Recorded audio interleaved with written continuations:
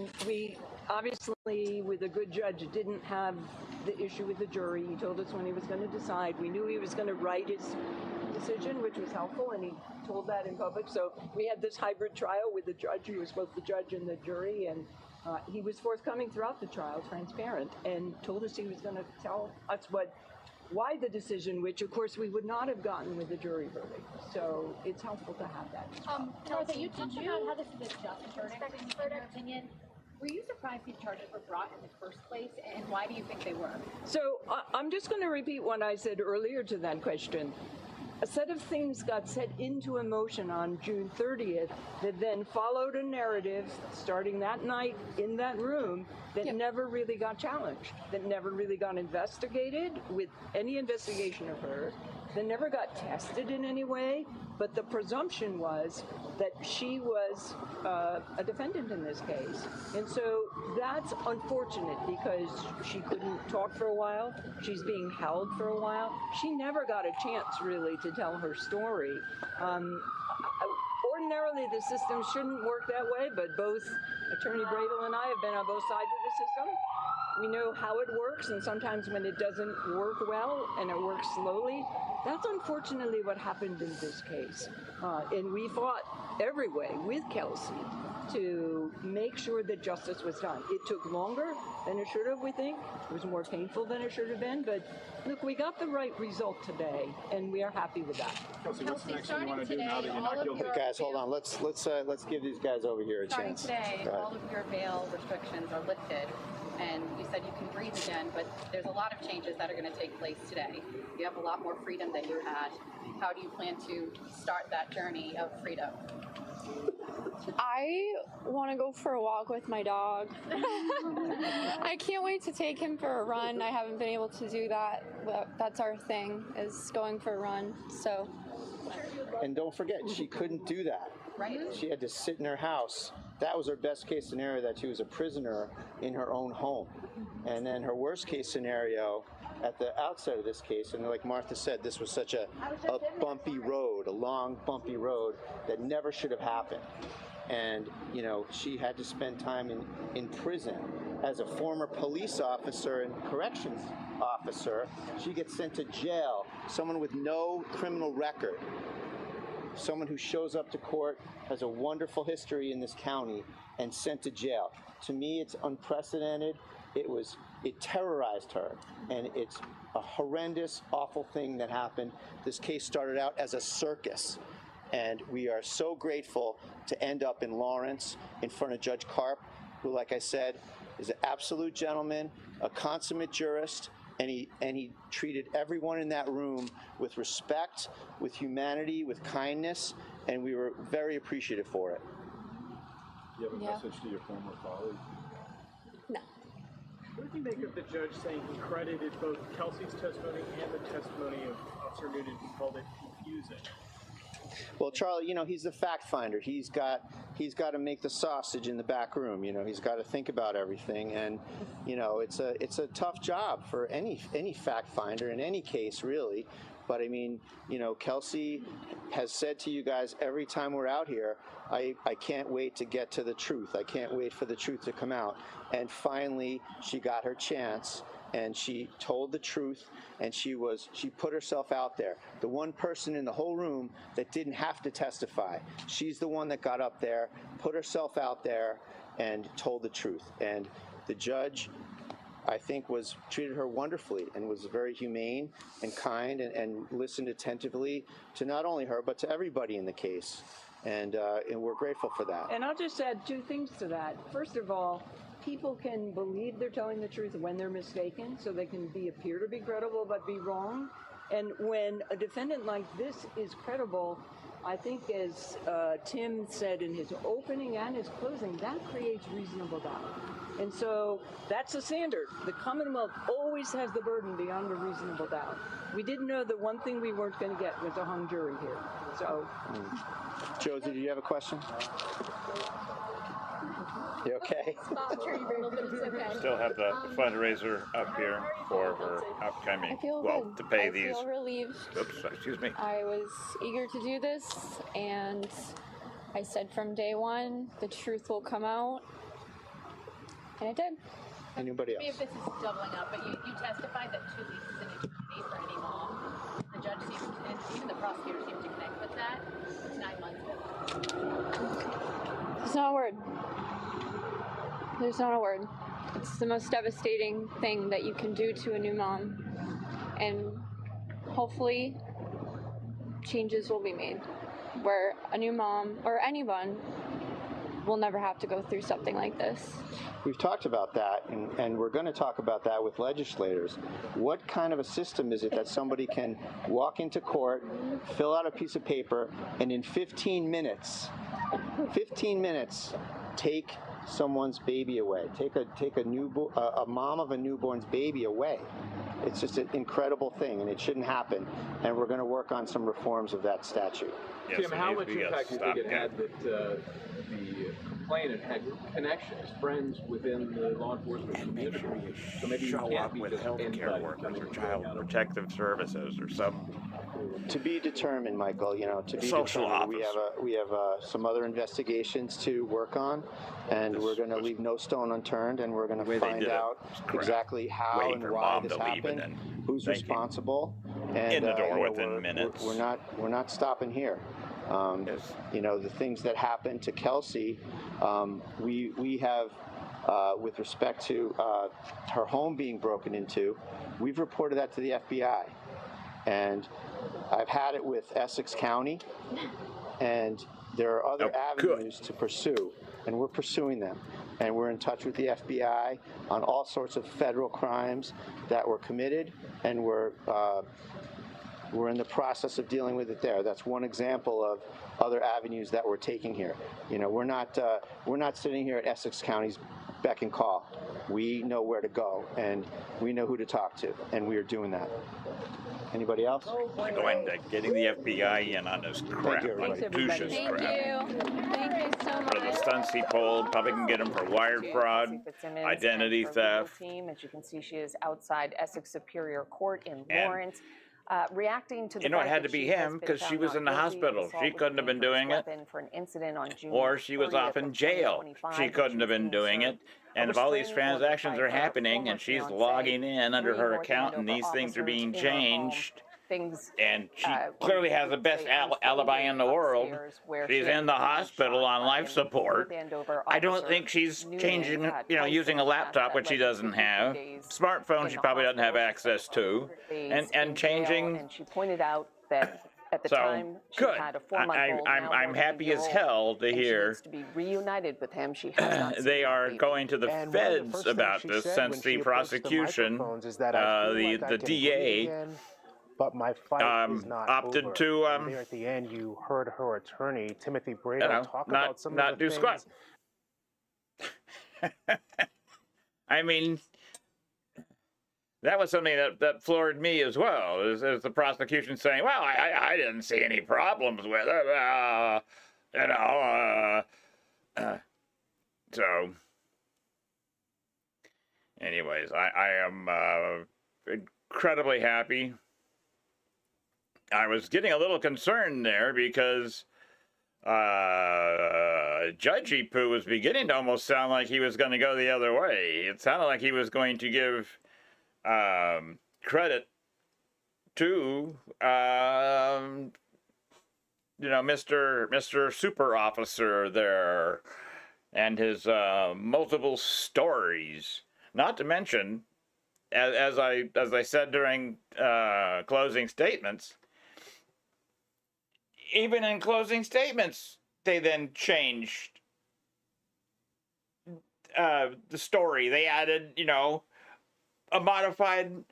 yet another modified story for Officer Noonan, whatever it is.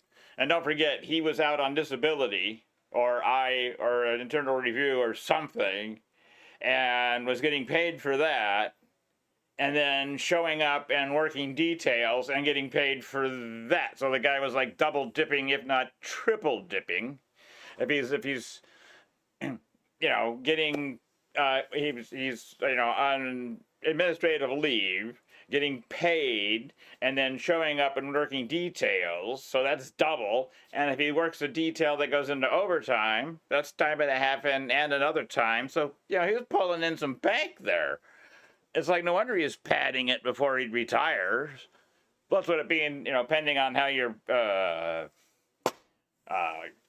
I'm not sure how the police union pays out your retirement benefits, but it's probably based on your last X amount of income as opposed to your total. So if he bumps it up for X number of months or past year, making 3 times more than he did normally, he then gets paid for the rest of, his retirement at that, based off of that rate. Sweet. But maybe not now. Maybe he's going to have a little trouble. Maybe he's going to have to sell his house to pay Kelsey.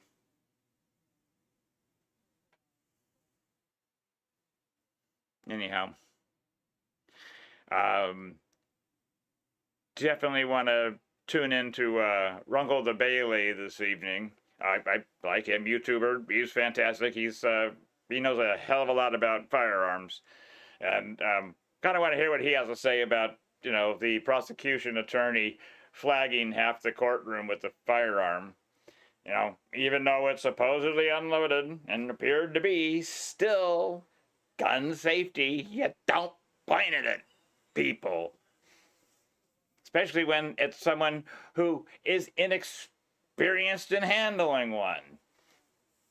Granted, he did, the prosecuting attorney did obviously take, a gun home or got hold of one quick so he can learn how to rack it and make it look good. He probably spent the whole night racking it and trying to look like John Wick, while probably flagging his dog, his wife, and his kids, and the TV, and who knows what he was doing when people weren't watching when he was at home. I don't know. I'm just having fun. Anyways, I'm gonna call it. Yeah, good on Kelsey. Again, her testimony yesterday was fantastic. The prosecuting attorney's cross was pathetic. Like I said, that's your opportunity to score points on your side, and he didn't score any points for his side. He scored an own goal as the buzzer. So they got shut out of the game. That's when you make your points, if nothing else, when you've got the main person and it's your turn to attack, and you go, "We got nothing." Okay, so what's your dog's name? Oh, and that too, in closing arguments, and granted, I'm pegging the mic out, I'm sorry guys. I'm just leaning in and all excited, my bad. This is, I'll see if I can fix that in post. Well, it's not going to be, anyway, sorry, pegging the mic out there. Also, again, closing arguments and opening arguments are not facts. Anything they say is not facts. It's just a review of issues covered. However, knowingly stating something to be false when you know it's true, or the reverse, if you're stating something is true and you know it's false, whether you're telling it to a jury or a judge, is serious no-no. Attorneys are not allowed, even in opening and closing arguments, to knowingly state something contrary to fact.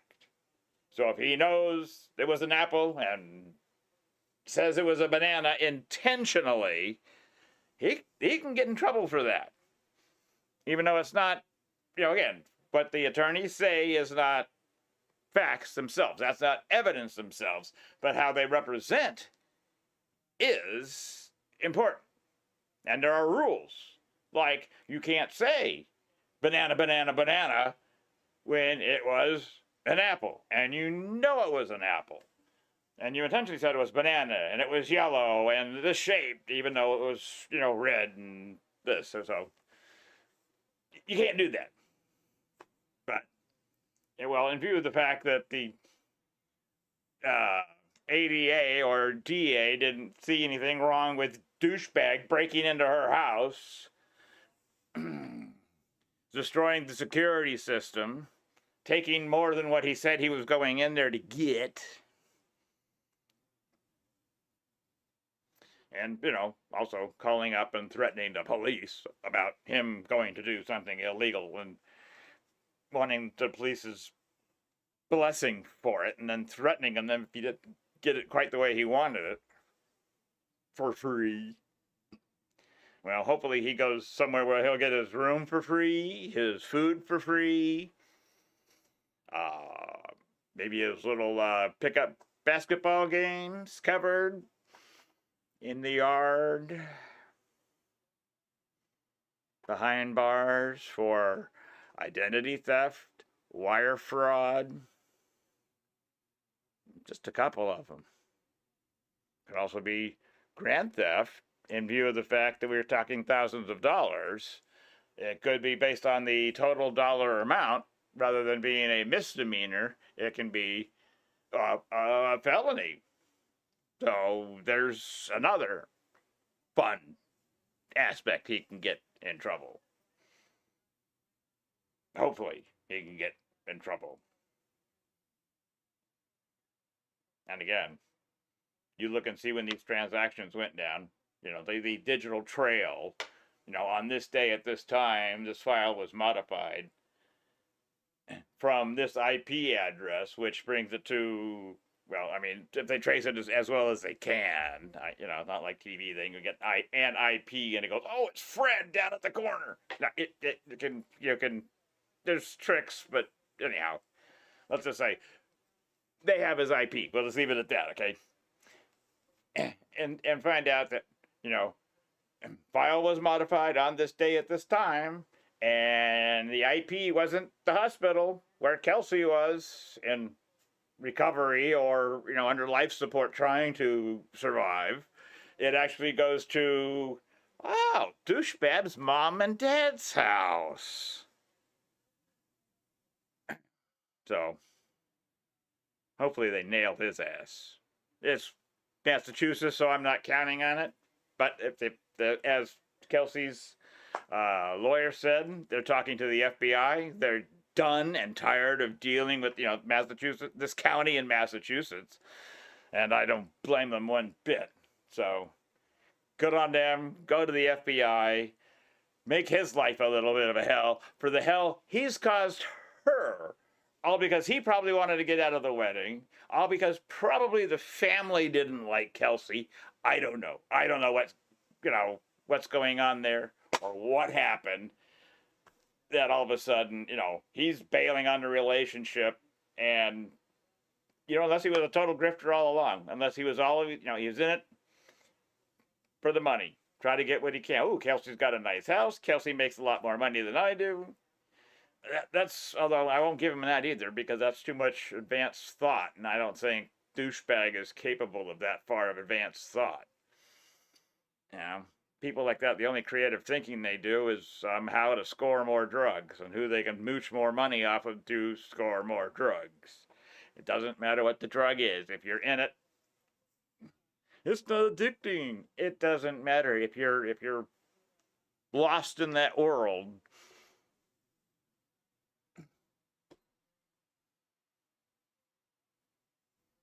All right. Bye, guys. I'll probably make some more commentaries because there's a lot here. Maybe I'll make a trial recap, kind of the best moments of, which I can guarantee you, douchebag hearing the gunshots and hauling ass out of the cellar through the garage and across the yard and biffing it and then running off, leaving a piss trail all the way back. Mr. I want to be a Green Beret. Yeah, full well that's going to be in there a couple of times. I might just make that a transition between scene to scene. I'll just use that as, and put, yakety sack playing, which is the Benny Hill theme for those of you who are familiar with that. I know a lot of my social references and TVs and movies does kind of date me a bit, but hey, well, so does this and so does this. Whoop, and it goes away, you know. Anyhow, all right, guys, I'm out of here. You take care. Don't go into large crowds. Try to avoid public gatherings right now. There's a lot of weirdos out there.